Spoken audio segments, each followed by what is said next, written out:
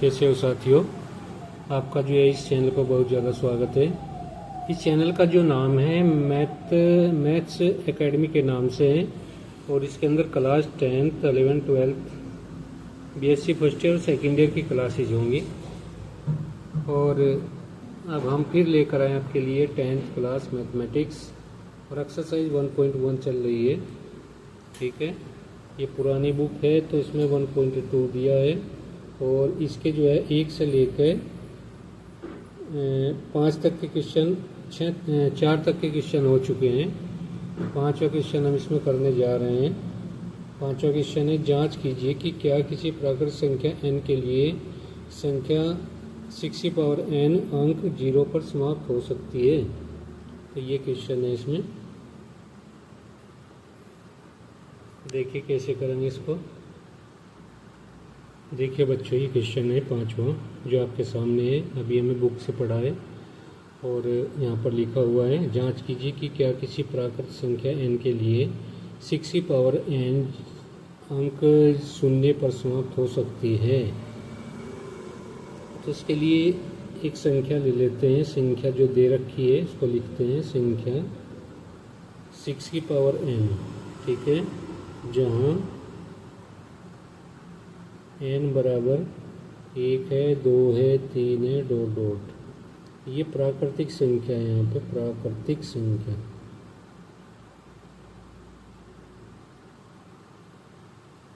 ये प्राकृतिक संख्या है। अगर यहाँ पर संख्या में 6n है, n इक्वल टू हम यहाँ पे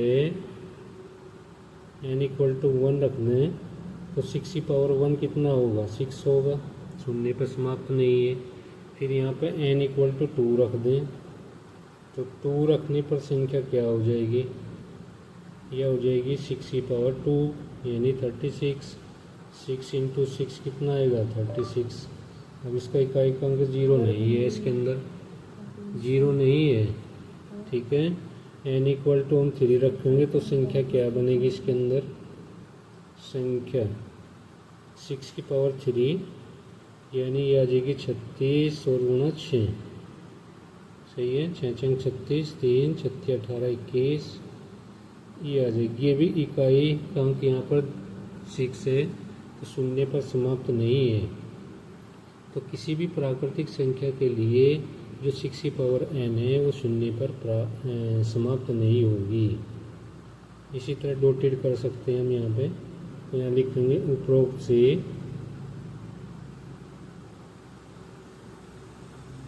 स्पष्ट है कि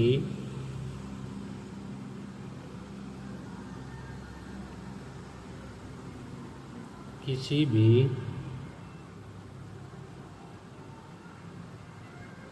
प्राकृतिक संख्या के लिए 6n 0 यानी 0 पर समाप्त नहीं होगी।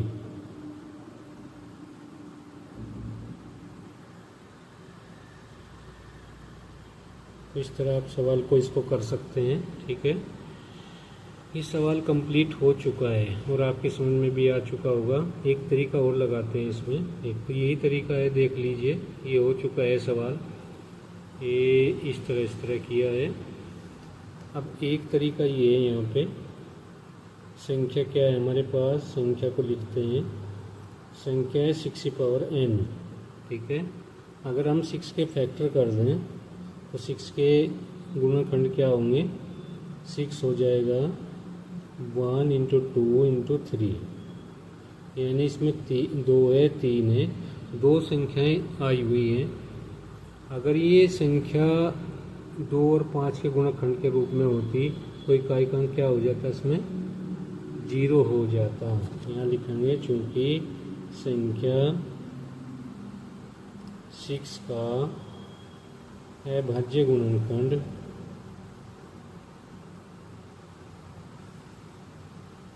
अभाज्य गुणनखंड 2 या 5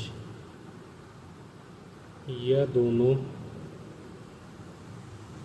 से मतलब 2 गुना 5 हो जाए के रूप में नहीं है, इसलिए संख्या 6n, ठीक है, शून्य पर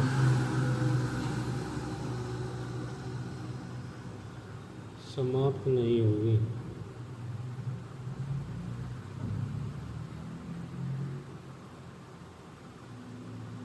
तो इस तरह सवाल को करना है जो आपके सामने है, ठीक है। इस तरह इस सवाल को करना था। बहुत ही आसान सवाल है। 2 तरीके आपसे बताए हैं। एक तो ये तरीका बताया है ये वाला, दूसरा तरीका ये वाला है। n = 1 2 3 4 5 रख कर देखे, कई अंक शून्य आता है तो ठीक है, नहीं है तो भाई ऐसा नहीं होगा। तो एक ये है कि 6 के अभाज्य गुणनखंड कर लीजिए। अगर 2 और 5 के रूप में है तो ये जो है शून्य पर समाप्त होगी, वरना शून्य पर समाप्त नहीं होगी, ठीक है। चलते हैं नेक्स्ट क्वेश्चन की ओर। देखिए बच्चों, क्वेश्चन नंबर 6 को देखिएगा। व्याख्या कीजिए कि 7 × 11 × 13 और प्लस के 13 और 7 × 6 × 5 × 4 × 3 × 2 × 1 और प्लस 5 भाज्य संख्याएं हैं। इसकी व्याख्या हमें करनी है, ठीक है। और ऐसा क्यों है? देखिए भाज्य संख्या क्या होती है। भाज्य संख्याएं जैसे यहाँ पर 4 हो गया, 6 हो गया, 8 हो गया, 10 हो गया, 12 हो गया, डॉट डॉट, ये सब भाज्य संख्याएं हैं।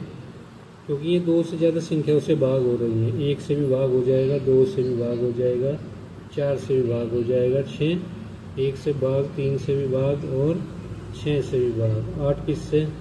8 1 से भी भाग, 2 से भी भाग, 3 4 से भाग, 6 8 इससे भी भाग। इसी तरह 10 की स्थिति है, 2 से भाग, ठीक है, 5 से भाग हो जाएगा, ठीक है, और 10 से भी भाग हो जाएगा। इसी तरह संख्याएं यहाँ पे 12 है तो ये 2 से भी भाग है, 3 से भाग है, 4 से भाग है और 6 से भी भाग है और 12 से भी भाग है, ठीक है। तो ये सभी संख्याएं कैसी हैं? भाज्य संख्या। तो हमें यही बताना है कि एक संख्या ये दी हुई है और दूसरी संख्या ये है, ये सभी की सभी जो है भाज्य संख्याएं हैं। तो ऐसा क्यों है, कैसे है, वो हमें बताना है। तो संख्या लिखते हैं ऊपर से। तो फर्स्ट संख्या यह दी हुई है, संख्या क्या है? 7 × 11 और गुणा करेंगे 13 और प्लस 13 ये आ जाएगा, सही है। अब 13 कॉमन लेते हैं हर जगह से, यहाँ से भी यहाँ से भी। यहाँ 7 × 11 और गुणा 1 और प्लस 1 बचेगा, सही है ना। तो यह आ जाएगा 13, इसकी गुणा करेंगे कितना आ जाएगा? 77 और 1 जोड़ दीजिए यहाँ पे, तो 13 और गुणा 78 हो जाएगा। अगर हम 78 के अभाज्य गुणनखंड करें, 78 के अभाज्य गुणनखंड 2 2 3 6 2 9 18, सही है। 2 3 6 2 9 3 से डिवाइड हो जाएगा और ये आ जाएगा 3 × 3 3 3 9 और 13 ये आ जाएगा यहाँ पे, ठीक है। तो इसके अभाज्य गुणनखंड हो गए ये। अब इससे ये स्पष्ट हो रहा है कि ये पूरी जो संख्या है ये 2 से अधिक संख्याओं से डिवाइड है। अगर 13 कर लें, इसके अभाज्य गुणनखंड 2 3 और 13 कर लें, तो जो ये संख्या है ये वाली, ये 13 से भी डिवाइड है।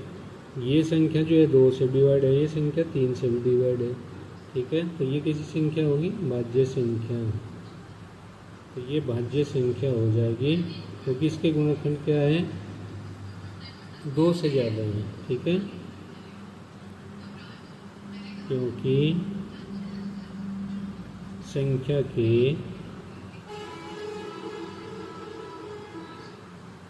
अभाज्य गुणनखंड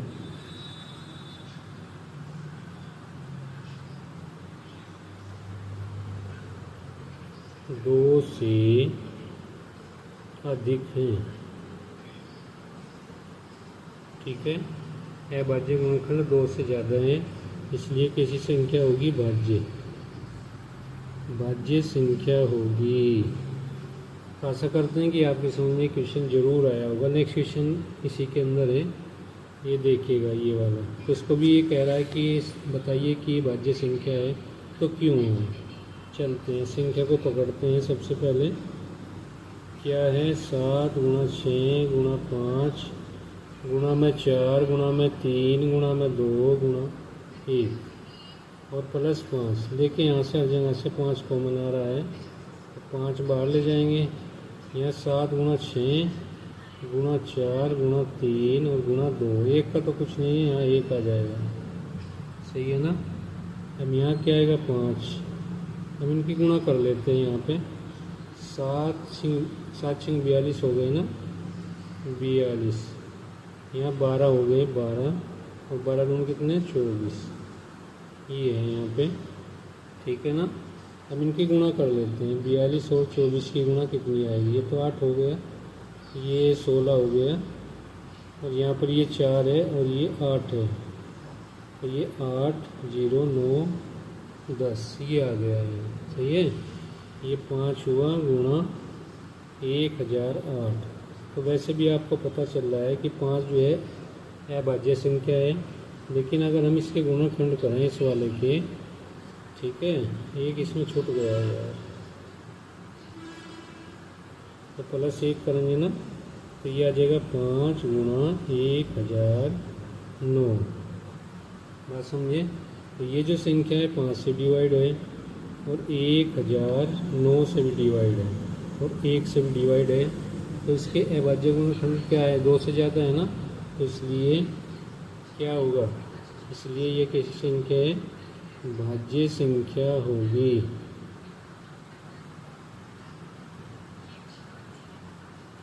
तो इस तरह इस सवाल को करना है। आशा करते हैं कि दोनों सवाल अच्छे से समझ में आए होंगे। क्वेश्चन एक ही है लेकिन क्वेश्चन 2 दिए हुए हैं इसी के अंदर, ठीक है।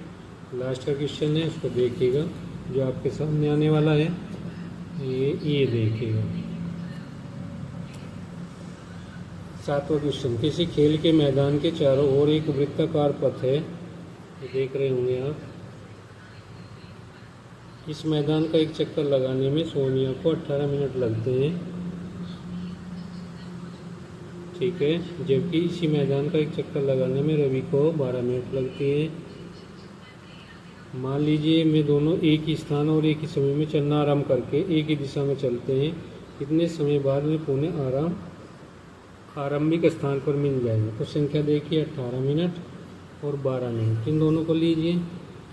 क्वेश्चन नंबर आपका है 7,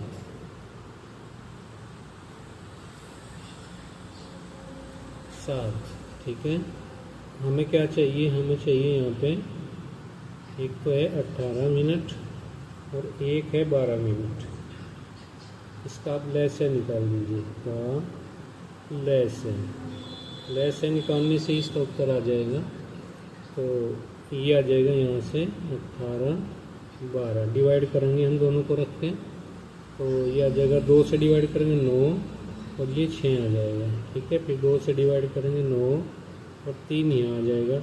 इसको 3 से डिवाइड करिएगा, 3 3 9 होगा और 3 1 3 आ जाएगा। फिर 3 से करेंगे 1 आएगा और 1 आएगा। तब तक जो है इसके अभाज्य गुणनखंड करते रहेंगे दोनों संख्याओं के, जब तक कि 1 1 ना आ जाए। तो इसलिए ठीक है, इनका लैस है हमें चाहिए, लैस है, तो लैस है हमें इनकी सबकी गुणा करनी है। 3 गुणा 3, यहाँ 4 किया 12 12 किया 36, तो 36 मिनट के बाद ऐसा होगा जैसे ये बोल रहा है, ठीक है। 36 मिनट के बाद पुनः प्रारंभिक स्थान पर मिलेंगे। बस ये करना है इसमें, लास्ट वाले क्वेश्चन में, इससे ज़्यादा कुछ नहीं हो जाएगा, ठीक है। आंसर क्या बनेगा इसका, 36 मिनट के बाद में पुनः प्रारंभिक स्थान पर मिलेंगे। बस ये इसका आंसर लिखना है, ख़त्म हो गया है और ये एक्सरसाइज फिनिश है, ठीक है। और हमारे चैनल पर जाकर आप इन सबको देख सकते हैं। हमारे चैनल का नाम है मैथ्स अकेडमी, ठीक है। मैथ अकेडमी के नाम से class 9th 10th 11th 12th और आपकी जो है BSc first year, second year व फाइनल, ये तीनों साल के मैथ पढ़ाए जाएंगे। यहाँ भी मैथ, केवल मैथ पढ़ाए जाएंगे, इससे अलग कोई सब्जेक्ट नहीं है, केवल ओनली मैथमेटिक्स के लिए। तो अगर वीडियो अच्छी लगे तो हमारे चैनल को ज़रूर सब्सक्राइब कर दीजिएगा। नेक्स्ट वीडियो मिलते हैं, तब तक के लिए जय हिंद, जय भारत।